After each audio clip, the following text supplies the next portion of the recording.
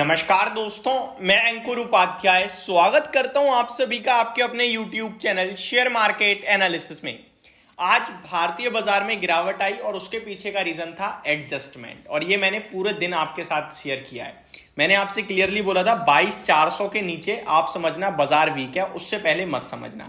Adjustment किस चीज का है एक बार क्लियर कर देते हैं। एडजस्टमेंट है आपका जो कल शॉर्ट कवरिंग आई थी उसका 170 पॉइंट हम ऊपर हो गए थे ना, रीजन नहीं था ऊपर होने का, वो वापस आया। और दूसरी बात, अमेरिका एट द एंड 350 नीचे बंद हुआ है तो उसको भी हल्का हमने एडजस्ट किया। 150 पॉइंट हम गिरकर बंद हुए हैं, आधे परसेंट पौन परसेंट की गिरावट है, बिल्कुल ठीक है, कोई दिक्कत नहीं है।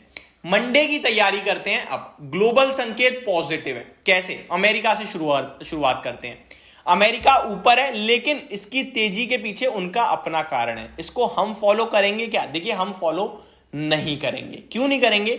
ये मैंने आपसे क्या कहा था जब कल अमेरिका 600 पॉइंट टूटा? मैंने आपसे क्या कहा?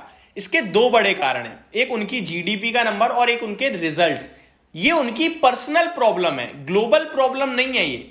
इसी प्रकार से आज जो अमेरिका में तेजी है ना, वो ग्लोबली तेजी नहीं है, वो उनकी पर्सनल है। फॉर एग्जाम्पल, नेस्डेक इंडेक्स ऊपर है, लेकिन अल्फाबेट का शेयर 9% भागा है, इसलिए नेस्डेक इंडेक्स ऊपर है। अपना तो एचसीएल टेक 5% टूटने के लिए तैयार खड़ा है मंडे को, तो अपने लिए तो नेगेटिव है संकेत आईटी से, लेकिन उनका अल्फाबेट क्योंकि 9% भाग रहा है, उसने पूरे बाजार को ऊपर खींच दिया।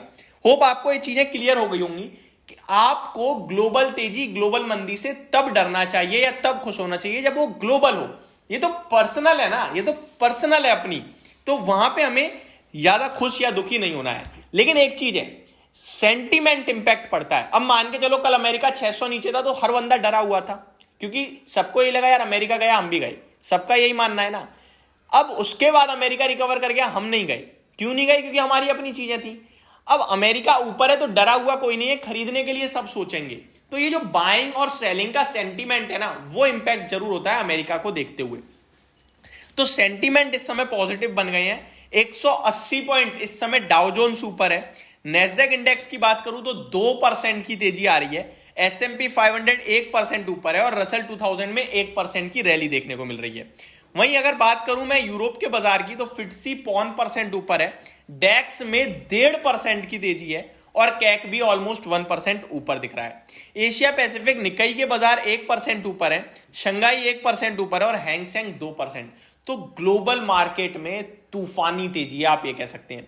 तो संकेत हर तरफ से पॉजिटिव है बाजार के लिए। अब मैं आप सभी के साथ बात करता हूं एक ऐसी चीज के बारे में जिसपे कंटिन्यू नेगेटिव ही है, वो है एफआईआईज की सेलिंग, एफआईआईज डीआईज का डेटा। देखो, एफआईआईज कंटिन्यू बेच रहे हैं, लेकिन ये बहुत स्मार्ट है। ये कैश मार्केट में पोजीशन हल्की कर रहे हैं, जहां पे हमें आपको पोर्टफोलियो में हर दिन नुकसान आ रहा है। आप नोटिस कर रहे होंगे 2024 में अभी तक अगर मैं इंडेक्स लेवल पे देखूं तो 22,400 22,700 में 300 पॉइंट का अंतर है, और वो भी 570 थे हम आज, यानी कि लाइफ आई से इंडेक्स पे 200 पॉइंट दूर, 1% दूर। लेकिन पोर्टफोलियो जो 2023 के अंत में था या फिर 2024 के शुरुआत में था, आज उसके सामने 15 से 20% नीचे है। सेम एफआईआईज कैश मार्केट में बेच रहे हैं, पोजीशन हल्की कर रहे हैं, लेकिन फ्यूचर्स में वो उठा लेते हैं माल। यानी कि मार्केट को ट्रेडिंग में जो ऊपर आता है इंडेक्स, उसका वो पैसा बना लेते हैं, और जो पोर्टफोलियो नीचे जा रही है उसमें वो बिकवाली कर रहे हैं, वो बहुत स्मार्टली प्ले कर रहे हैं। लेकिन हम इंडियंस क्या सोच रहे हैं?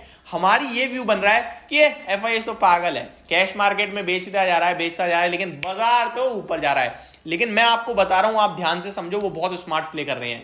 वो फ्यूचर्स में खरीद लेते हैं, कैश में बेच देते हैं, और कैश में आप पोर्टफोलियो देखो नीचे जा रही है लिटरली, यानी कि स्टॉक्स जो वो बेच रहे हैं वो नीचे जा रहे हैं।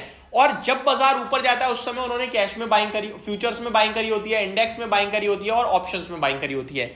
यानी कि वो ट्रेडिंग में दबा के पैसा बना रहे हैं जब जब बाजार ऊपर आ रहा है, और जब जब बाजार ऊपर जा रहा है वो कैश मार्केट में सेल ऑन राइज की स्ट्रेटजी भी बना रहे हैं। तो they are playing very smartly.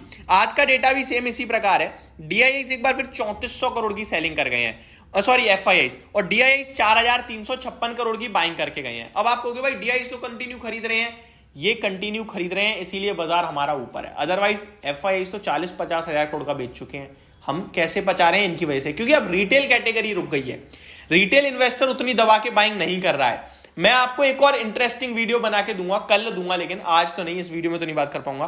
तो ये मैंने एफआईआईडीआईज का डेटा आपके साथ डिस्कस किया बहुत ही सिंपल सरल भाषा में अपने हिसाब से। मैंने ग्लोबल मार्केट बताई अपने हिसाब से। अब आ जाता हूं मैं आपके लिए निफ्टी पे। तो निफ्टी लगता है कि 22,420 पे बंद हुआ है कल आपके लिए, मींस मंडे को आपके लिए दोबारा ऊपर की तरफ जाना चाहिए। एक स्टॉक स्पेसिफिक बड़ी न्यूज आ रही है, उससे पहले सारे के सारे वो स्टॉक आपके साथ बताना चाहूंगा जिनके रिजल्ट्स आ चुके हैं, और उनमें से मैक्सिमम तो मैं कवर कर चुका हूं। जिन्हें कवर नहीं करा है उन्हें हम कल, वीकेंड है, आराम से डिस्कस करेंगे। आदित्य बिरला एएमसी के नंबर आए हैं, हमने कवर नहीं किया है, कल और परसों में आराम से कवर करेंगे। एसबीआई कार्ड्स को भी कवर करेंगे, श्री दिग्विजय सीमेंट, बजाज होल्डिंग्स को कवर करेंगे। एचसीएल टेक के नंबर्स आए हैं, ऑलरेडी डिस्कस कर चुका हूं, नेगेटिव नंबर दिख रहे हैं, 3 से 5% की गिरावट का अनुमान मैं लगा रहा हूं, बाकी देखते हैं। वीएसटी इंडस्ट्रीज के नंबर आए हैं, कवर तो नहीं करा है, कल कर लेंगे। उत्कर्ष स्मॉल फाइनेंस बैंक, शक्ति पंप, आईबुल रियल एस्टेट, इनको कल कवर करेंगे। Ever ready industry already discuss कर चुका हूं आप सभी के साथ, मारुति को डिस्कस कर चुका हूं, महिंद्रा हॉलीडे डिस्कस कर चुके हैं, एवरेस्ट इंडस्ट्रीज को कर चुके हैं, फोर्स मोटर, मोतीलाल ओसवाल, इन सबको ऑलरेडी डिस्कस कर चुका हूं। एक नंबर और है एसबीआई लाइफ इंश्योरेंस, इसको कल डिस्कस करेंगे। वन मोर थिंग, बीएससी जो कंटिन्यू भागता जा रहा है उसके लिए एक थोड़ी नेगेटिव खबर है। सेबी ने कहा है कि आपके पास जो रेगुलेटरी फी है ना, वो आपने पे नहीं करी है, वो पे करो, जो भी कॉन्ट्रैक्ट्स होते हैं ऑप्शंस के, उसके ऊपर जो लगती है, और जो लेट फी है उस पर आपको 15% का इंटरेस्ट भी पे करना पड़ेगा। अब अमाउंट वगैरह यहां पे डिस्क्लोज नहीं हुआ है, इसको मैं डिटेल में स्टडी करूंगा, फिर समझेंगे कि कितना नेगेटिव है ये बीएससी के लिए और कितना इंपैक्ट आएगा। बट एक झटका छोटा मोटा सा कहूंगा मैं। अब देखो, अमाउंट पे डिपेंड करता है कितना बड़ा वो फी का अमाउंट है, तो जो भी अमाउंट होगा वो डिसाइड करेगा कि बीएससी कितना गिर सकता है, या गिरेगा भी या नहीं गिरेगा। बट हाँ, सेबी ने बीएससी पे जरूर कहा कि आप रेगुलेटरी फी पे करो, और जो आपने फी नहीं पे करी है उस पर लेट फी लग रही है 15% के इंटरेस्ट के साथ। तो ये मेरी तरफ से सारी की सारी डिटेल्स थी, होप आपको सब कुछ समझ में आ गया होगा। Thank you so much for watching this video, have a great day guys.